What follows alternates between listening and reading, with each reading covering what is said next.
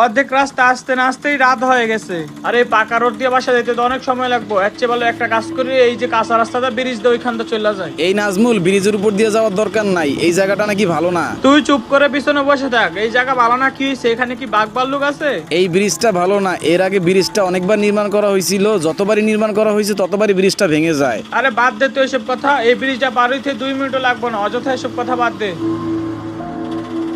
আরে সামনে এটা কি পরে আছে রাস্তায়? গাড়িটা থামাতো।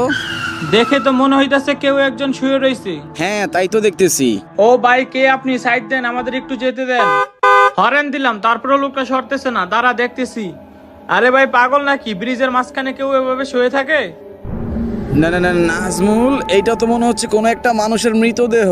হ্যাঁ রাসেল, সেটাই তো দেখতেছি। কেউ একজন লোকটিকে মেরে এখানে রেখে চলে গেছে। কি একটা বিশ্রী বাজে গন্ধ আসতেছে এই লাশটা থেকে। কিন্তু এই লোকটাকে কে এমন নির্মম ভাবে হত্যা করলো?